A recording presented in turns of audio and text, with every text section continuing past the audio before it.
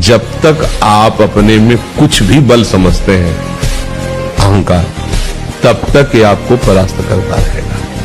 और जिस दिन आप निर्बल होकर प्रभु की शरण में इस अहंकार को समर्पित कर दिए, फिर किसी की ताकत नहीं कि आपको परास्त कर सके। और ये निर्बलता तभी आएगी जब आप नाम जप खूब करेंगे।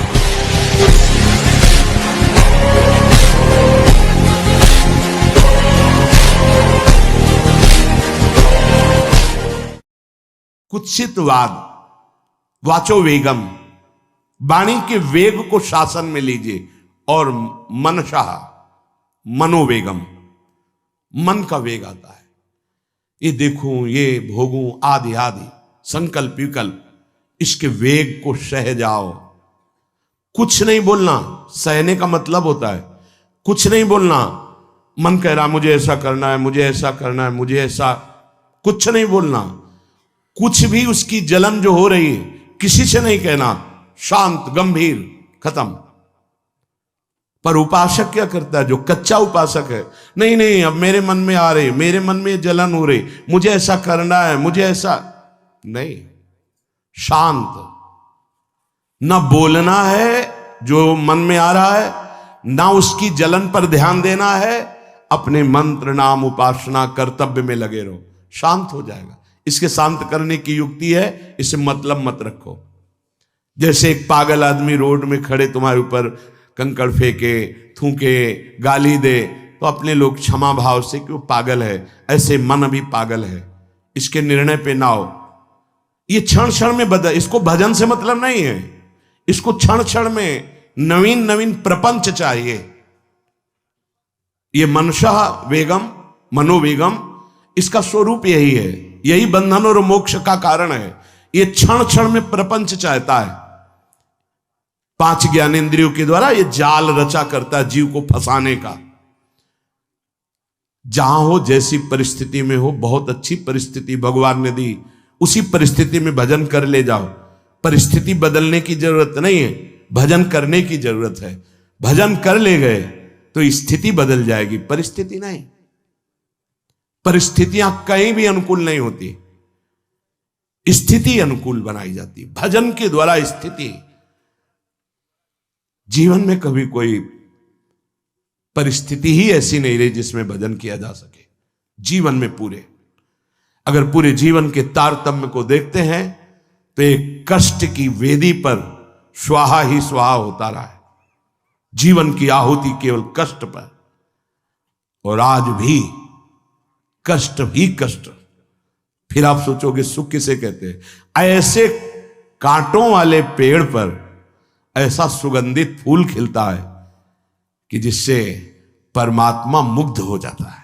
जीवात्मा नहीं, परमात्मा मुग्ध हो जाता है। वो ये मार्ग है। उस सुमन को लेकर वो अपने श्रृंगार में लगा लेते हैं। सुमन, सुंदर मन, ये कांटों पे खिलता है।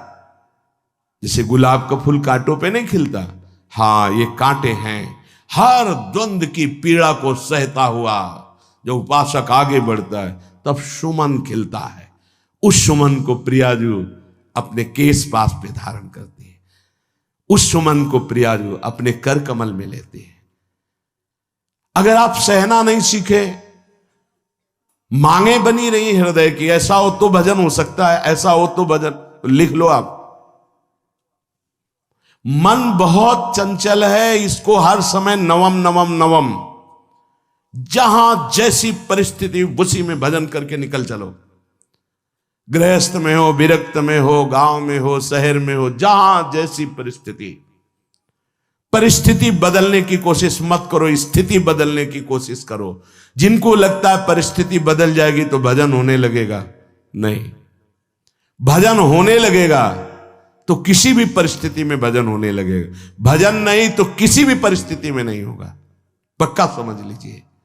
इसलिए मनोवेगम, ये जो मन का वेग आ रहा है, इसको आप सहना सीखो और प्रियाजू पर भरोसा रखो। उनको जैसी परिस्थिति देनी होगी दे देंगी ना, भरोसा रखो। अगर मांग मुख से निकाल दी तो अधूरापन साबित हो जाएगा। कि हमको ये खाना पीना, ये हमको पहनना, ये ऐसी परिस्थिति, ये ऐसी छोड़ दो। जोई जोई प्यारो करे सोई मोहि भावे। शांत हो जाओ, मन के वेग को सह जाओ। क्रोध वेगम, महाप्रभु कह रहे कुत्सितवाद विकार ही। समस्त विकारों में प्रधान विकार होता है काम। काम से ही क्रोध का प्रादुर्भाव होता है। क्रोध एक वृत्ति है जो आने जाने वाली, स्थायी कोई नहीं है। जिस समय आपके अंदर क्रोध आए इस समय मौन होकर हट जाइए वहां से, तुरंत जाकर थोड़ा ठंडा पानी पिए, प्रभु के चरणारविंद की तरफ अपनी वृत्ति को ले जाने की कोशिश कीजिए। उस व्यक्ति से चिंतन हटाइए जिससे क्रोध आ रहा है, उस व्यक्ति की उस क्रिया से चिंतन हटाइए जिससे क्रोध आ रहा है, हट जाइए। ये क्रोध का वेग अगर आता रहा तो भजन करने पर भी अनुभव नहीं हो पाएगा। एक बार अच्छे से क्रोध आ जाए, अंदर हृदय जल जाए, तो 1 महीने भजन के प्रभाव को रोक देता है पूज्य बाबा के उसमें। फिर आप अगर 12 बार साल में आ गया तो क्या अनुभव में आ गया। इसीलिए 20-20, 50-50 वर्ष हो रहे हैं, कुछ अनुभव में नहीं आ रहा। बहुत सावधान। क्रोध हमारा नाश करता है, किसी और का नहीं। हमारे भजन का, हमारे हृदय के आनंद का, हमारी वृत्ति का बड़ा हल्का स्वरूप हो जाता है क्रोधी पुरुष का। इसलिए क्रोध को सहना है, उसके वेग को सहना है। वाणी के वेग, मन के वेग और क्रोध के। अगर क्रोध के वेग को सह गए तो अगला है हिंसा का वेग। वो अपने आप सह जाओगे, क्योंकि क्रोध से ही हिंसा होती है। हिंसा का वेग, वाणी के द्वारा बहुत हिंसा होती है। ऐसे कठोर वचन बोल दिए जाते हैं जो हृदय को चुभते रहते हैं। बाहर का डंडा लगा है, पिटाई हुई तो 2-4 दिन में ठीक हो जाएगा, लेकिन हृदय में जब पिटाई की जाती है कठोर वचन के द्वारा, तो 10 साल बाद अगर दिखाई दे तो फिर ये वो बोला था, ऐसा बोला था, वो हृदय में घाव बना रहता है।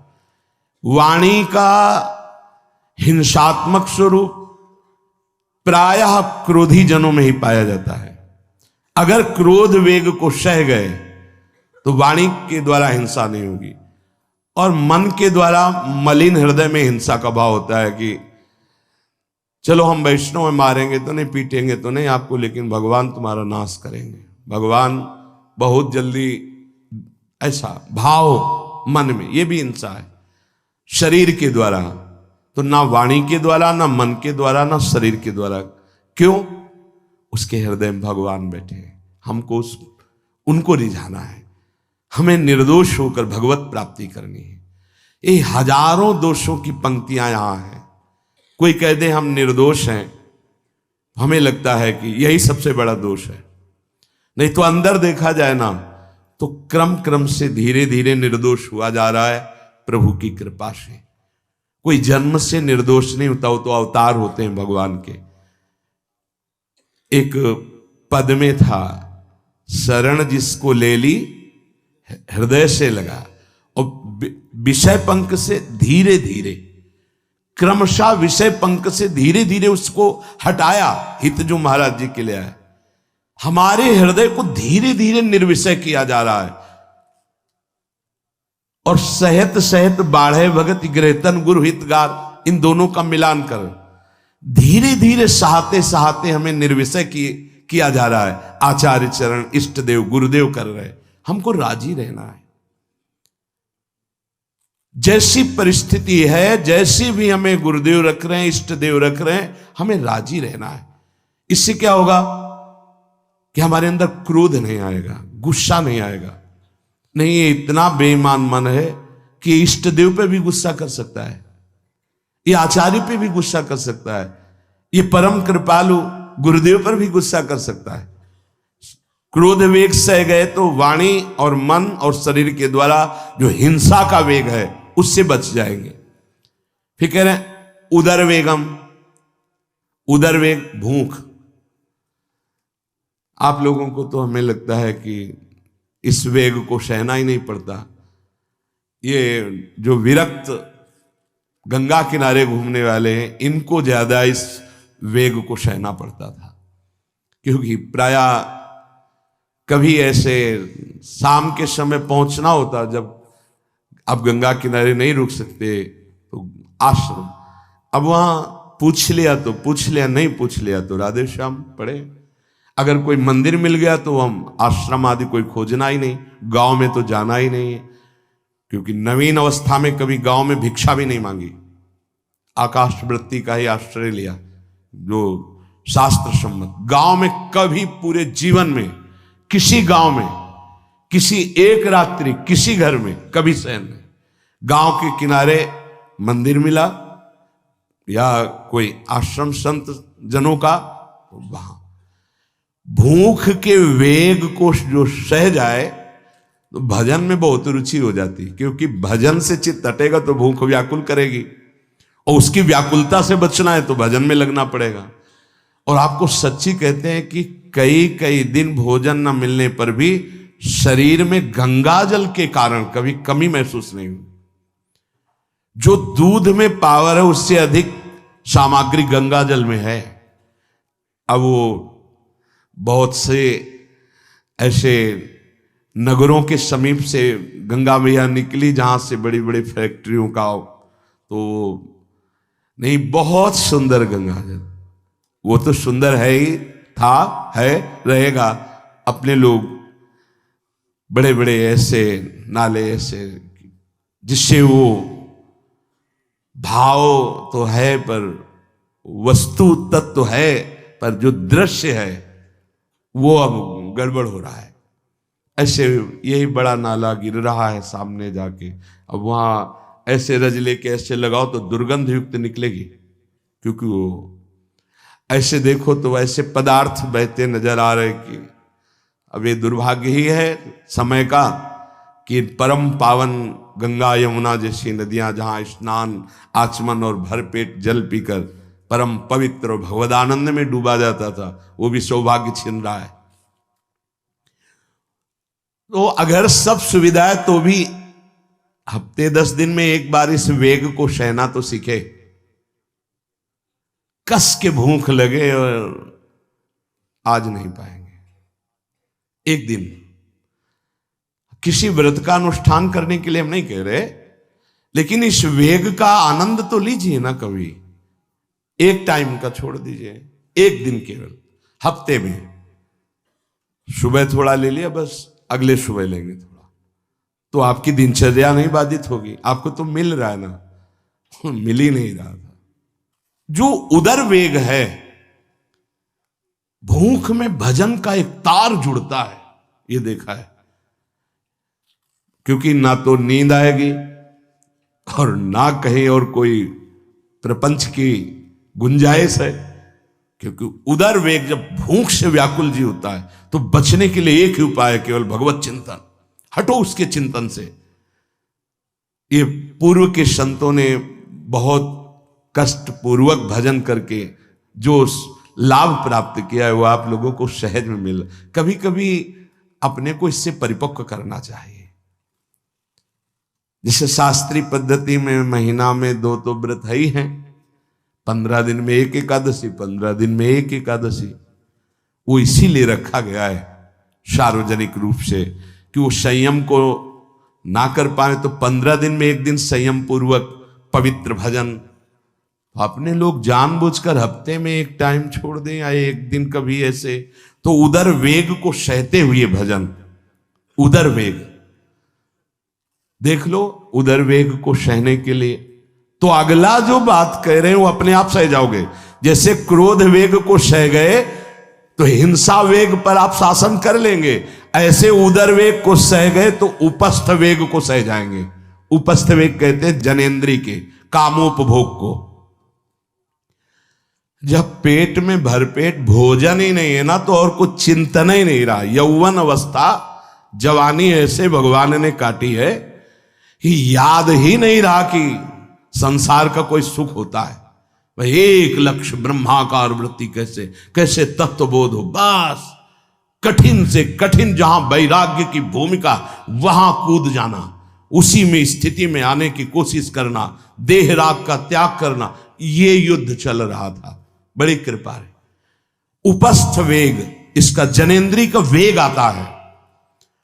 जो स्कूल में आदतें जिनकी गंदी हो गई बच्चों की, फिर आगे वो संयम में, उनको बहुत बाधा है। कई ऐसी क्रियाओं से वो जानकारियां रख लेते हैं कि जो अपना सर्वनाश करने के लिए पर्याप्त है। उपस्थ का जब वेग आए तो सहने की सामर्थ्य उसी की आएगी जो उदर वेग को सह जाता है, पक्का। किसी उपासक को देखा बहुत शरीर कृश हो रहा है, तो पूछा क्यों, भोजन क्यों नहीं करते, आप ऐसे कैसे हो रहे, पहले तो आप ऐसे नहीं थे, आप तो पहले बहुत स्वस्थ थे, फिर क्यों, कहा ऐसे नहीं, बताइए क्या, ज्यादा आवश्यकता नहीं है, जीने के लिए बस प्राण पोषण के लिए डाल लेते हैं, क्योंकि जो शांति चाहिए वो तो इतने से मिलेगी ना। बहुत सुंदर, बहुत प्रसन्नता है, ठीक है, ठीक चल रहे हो आप, पर इतना पाते रहो कि सीढ़ियां चढ़ उतर ले, इतना पाते रहो कि आपका शरीर काम करे। बका हृदय में बहुत प्रसन्नता है, बहुत सुंदर। संयम में अपने आप को ले आना ये महात्मा का लक्षण होता है, चाहे स्त्री शरीर हो चाहे पुरुष शरीर हो। धन्याति धन्य। आप अपने आप को कस दीजिए, यही तो राग त्यागना ही। जो जवानी में अपने आप को जला दिया वो बुढ़ापे में चमकता है, ध्यान रखना। जो जवानी में उद्दंडता में समय व्यतीत किया वो बुढ़ापे में गंधाता है, ये भी ध्यान रखना। गंधाता वो अंदर जो दुर्गंध के पौधे थे ना, वो सब दुर्गंध फैलाते हैं। पूज्य श्री पंडित गया प्रसाद जी महाराज जी ने कहा, गृहस्थी में होते हुए भी 40 और 45 के बीच में काम विजयी हो जाना चाहिए, नहीं तो जीवन बिल्कुल बर्बाद हो जाएगा। जो कुछ गृहस्थ धर्म की सेवा है 40-45 के बीच तक हो जाए, मतलब 20 से 25 से ब्याह हुआ आपका, 40-45 तक लड़का बच्चा, इसके बाद अखंड ब्रह्मचर्य धारण कर लो। 40-45 से संयम में हो जाओ तो तुम्हारा जीवन सार्थक हो जाएगा। पूज्य पंडित गया प्रसाद जी महाराज। बहुत जरूरी है उपस्थ जनेंद्री के वेग को सहना, पर हर वेग अपने आप में बहुत कठिन है, पर एक दूसरे से इसका तारतम्य है। यदि उदर वेग रसेंद्री को आप शासन में ले लिए तो जनेंद्री को आप शासन में ले लेंगे, और अगर रसेंद्री को शासन में ले लिया तो जनेंद्री को शासन में ले सके असंभव, पक्का। और जनेंद्री रसेंद्री के सब खिलवाड़ चल रहे, तो परमार्थ और भगवत प्रेम प्राप्ति तो सब अभ्यास जिनका भगवदाकार हो गया है, वो विषयान ग्रहणंत मुंचंत हुआ। जब इंद्रियों पर शासन बाबा ने अपने किया तो 24 घंटे में एक कवल पाते थे, एक कवल। आश्चर्य होता है, ऐसे सामने दाल रोटी सान ली गई और एक कवल जितना बाबा सिद्धासन पद्मासन का से। और जब भगवदानंद ब्रह्मानंद में 70 घरों में एक दिन में भिक्षा में जाते थे, एक दिन भिक्षा। अब वहां गए तो एक कवल तो पाया ना, तो 70 कवल हो गए। विषयान ग्रहणंत मुंचंत हुआ, कोई फर्क नहीं पड़ा। पर हम क्या होता है कि स्थिति होती नहीं तो सिद्धों की नकल करने लगते नहीं। पहले हम साधक हैं, पहले हमारी इन वेगों पर विजय प्राप्त करने की वृत्ति आनी चाहिए। वाणी का वेग, मन का वेग, क्रोध का वेग, हिंसा का वेग, उदर का वेग और जनेंद्री का वेग। एतान वेगान सहते यस्तु विद्वान, वही शास्त्रों के रहस्य को जानने वाला परमार्थी है जो इतने वेगों को सह जाए। निंदा चास्य हृदयम नोपहन्यात, इसके बाद जब उसकी निंदा हो तो उस पर कोई फर्क नहीं पड़ना चाहिए। इसके बाद जो इन सब वेगों को सह गया है, अब उसकी निंदा हो रही, कोई निंदा कर रहा है तो उसको आनंद पूर्वक सह जाए। ऐसा क्यों कहा? इसके बाद अगर दोष है, निंदा हो रही, तब तो संभालना ही, ये गलती हो गई आपसे। जब आप दोष रहित है फिर निंदा हो रही तो आनंद पूर्वक आपको उसका विरोध नहीं करना, सहना है। क्योंकि ये सहना बिल्कुल भगवत साक्षात्कार के नजदीक ले जाएगा। देखो, अपमान, निंदा, तिरस्कार, असलियत में हम कैसे साधक हैं, इन्हीं के द्वारा परिचय होता है। पूज्य स्वामी श्री अनंग बोधाश्रम स्वामी जी महाराज बड़े महापुरुष थे, जिनको स्वयं करपात्री जी महाराज मूर्तिमान ब्रह्म कह के साष्टांग दंडवत करते, दिगंबर रहते थे, नंग धड़ंग, केवल गंगा के ही तट पे। वो महीने 2 महीने में और कहीं नहीं जाते थे। एक बड़े वकील साहब थे, वो भिक्षुकों को रोटी दाल ऐसे रोज बंटवाते थे, उनकी पंक्ति में लगने जाते थे। महीने 2 महीने में एक बार पंक्ति में लगते थे जाके, नंग धड़ंग, अवधूत वेश, जटाएं, और जरूर ऐसी चेष्टा करते थे जिससे उनको धक्का मुक्की लगा दी जाए। तो एक दिन गए, लाइन में खड़े हुए, फिर 2 लोगों को क्रॉस करके आगे लाइन में, फिर आगे लाइन, तो जो नौकर डंडा लिए खड़े थे उनका तुम्हें बार बार मना किया, 1-2 डंडे लगे, फिर आगे जाके खड़े हो, तो धक्का मारा, पीछे किया। और ऐसा ये महीने 2 महीने में वहां सहने जाते थे। अचानक उस दिन वकील निकले, उन्होंने देखा, अरे स्वामी अनंग बोधास, पता है तुम्हें कौन? साष्टांग दंड, उस दिन से जाना बंद कर दिया। फिर एक दिन गए थे प्रभुदत्त ब्रह्मचारी जी के यहाँ, कहां असनी है और कहां जोशी, गंगा किनारे पूरी रात चल करके पहुंचे। 2 बजे आवाज लगाई, ब्रह्मचारी, स्वामी जी उतरे नीचे, साष्टांग दंड बैठे। उनका स्वामी जी 2 बजे रात, बोले हाँ ऐसे मन आया, आगे कुछ खाओगे पियाओगे? स्वामी जी, और वो भी परमहंस ब्रह्मचारी जी, बहुत संयमी महापुरुष, प्रभुदत्त ब्रह्मचारी। टीन में कुछ आटा रखा, तो बोले स्वामी जी कहो तो रोटी बना दे। बोले हाँ बनाओ। रोटी और नमक ऐसे पाए, जितना टीन में आटा था सब पागल, जो 2-4 किलो जो भी। तो बोले स्वामी जी आटा तो खत्म हो गया। बोले हाँ, भोजन का स्वाद तो साधु ही जानता है। फिर उठे, झूसी से असनी फिर पैदल।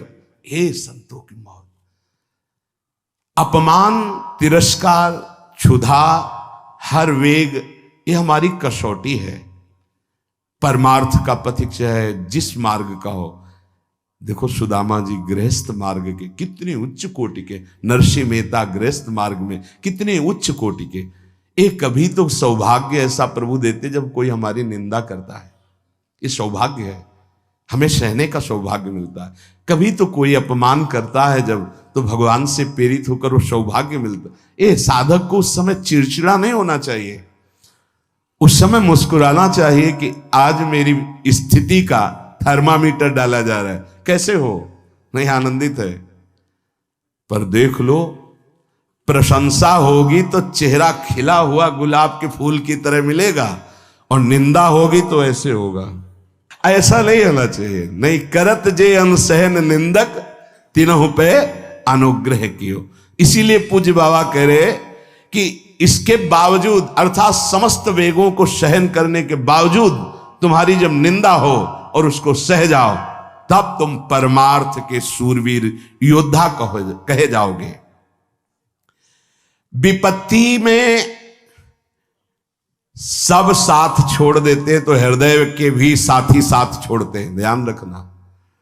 जब विपत्ति आती है तो मन भी साथ देना बंद करने लगता है, विपरीत जाने लगता है, बुद्धि भी विपरीत जाने लगती है। इसलिए जो विपत्ति में अपने धैर्य और साहस को न खोकर अपने सिद्धांत से चलता है, उसे महात्मा कहते, चाहे वो गृहस्थ हो चाहे विरक्त हो। ध्यान दीजिए, संपत्ति में, अनुकूलता में तो सब सावधान होने की कोशिश करेंगे, बड़ी कृपा है भगवान की।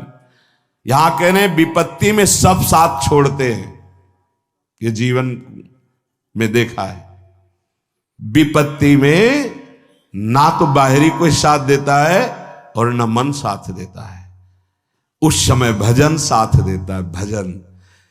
विपत्ति में हृदय को जो दृढ़ रखे, धैर्यवान और साहस बिल्कुल ना गिरने पावे, आगे बढ़ो, नाम जब तुम्हारा भजन वैसे ही चलना चाहिए, तब समझना चाहिए कि हमारी साधना परिपक्व। विपत्ति में कोई साथी नहीं होता, देखा गया है, कोई साथी नहीं। मन भी धोखा दे देता है, मन भी, अपना मन भी साथी नहीं, उस समय केवल भजन साथी होता है। तभी विपत्ति को कुंती जी ने मांगा, क्योंकि उस समय एक ही साथी होता है, हरि बस। संपत्ति में तो बहुत साथी मिल जाएंगे, अब तो साथी ही साथी हैं, जिधर देखो उधर साथी हैं। वो उस समय तो जिधर देखो उधर केवल हरि है, दूसरा कोई है नहीं।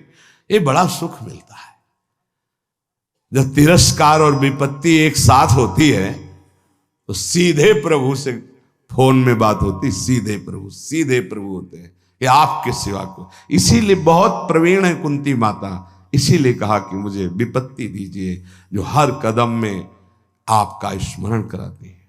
अच्छा, प्रभु जब कृपा करते हैं तो ऐसी विपत्ति देते हैं कि अंतिम श्वास तक वो बनी ही रहती है, अंतिम श्वास तक बनी रहती है। हर कदम पर जैसे गार्ड रखा जाता है ना, सावधान, यहां से ऐसे ऐसे ऐसे हर समय विपत्ति महारानी सावधान, तुम्हारा जीवन कभी भी नष्ट हो सकता है, किसी भी क्षण नष्ट हो सकता है, इसलिए हर समय लक्ष्य पे रखो अपनी दृष्टि, प्रिया प्रीतम पे। ये कृपा होती।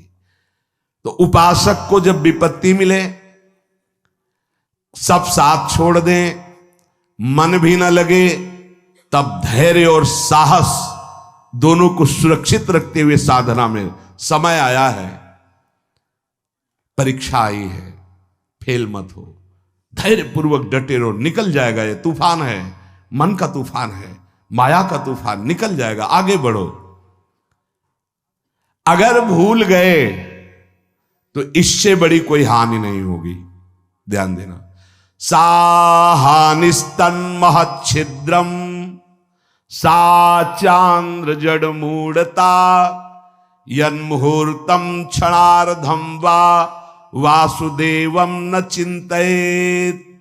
अय उपासक, वो मुहूर्त, वो आधा क्षण जिसमें आप अपने प्रभु को भूल गए, किसी भी प्रकार से अपमान को देखकर, निंदा को सुनकर, विपत्ति के जग सबसे बड़ी हानि हो जाएगी। आधे क्षण के लिए भी प्रभु को नहीं भूलना। सबसे बड़ी त्रुटि अंधापन, जड़ता, मूर्खता होगी कि उपासक निंदा सुनकर अपमान की परिस्थिति में या विपत्ति में अपने प्रभु को भूल जाए। नहीं, एक क्षण के लिए भी नहीं, ना संपत्ति में भूलेंगे और ना विपत्ति में भूलेंगे। जो उपासक है वो ममता शून्य होता है, इसलिए उसका भजन नहीं रुक सकता।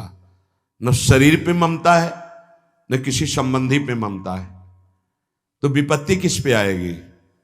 इन शरीरों पर ही तो आती है। विपत्ति किस पे आएगी? संबंधों पर ही तो आएगी। तो उसका भजन क्यों नहीं रुकता? क्योंकि ममता शून्य है।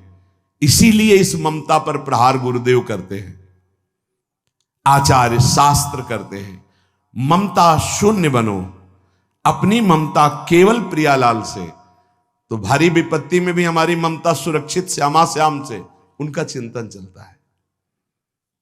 एक एक कदम पर वो मुस्कुराते नजर आते हैं, जब किसी का सहारा नहीं होता, किसी का भरोसा नहीं होता, कोई अपना नहीं होता है। ये जानबूझ करके किया जाता है, नहीं तो संसार में सबके कुछ न कुछ अपने होते हैं। संसार में कुछ न कुछ सपने होते हैं और कुछ अपने होते हैं। जानबूझकर सब सपने मिटाए जाते हैं और सब अपनेपन मिटाए जाते हैं। हमारा स्वप्न भी प्रभु होते, कल्पना, भावना, चाहत, गति, जो हमारे प्रभु होते हैं, हमारा अपनापन भी प्रभु से होता है। अब व्यवहार में सब अपने हैं। अब देख लो, पहले एक बार अपनापन हटाया, ममता हटाई, प्रभु के चरणों में रखी, इसके बाद अब सबसे प्रभु भाव से नाते नेह राम के मने, अब कोई फर्क नहीं। पर अभी ममता से समता में नहीं पहुंचे, इसलिए ममता हटानी है। एक बार हटाओ, अपने शरीर से, अपने संबंध से, अपने इंद्रियों के भोगों से ममता हटाकर श्री जी के चरणों में। एक अहमता ममता ये जग में है दुखदाई, ये जब श्री जी की ओर लगे तो होत परम सुखदाई। उपासक को क्यों विघ्न नहीं पड़ता भजन में? क्योंकि उसकी कहीं ममता ही नहीं होती।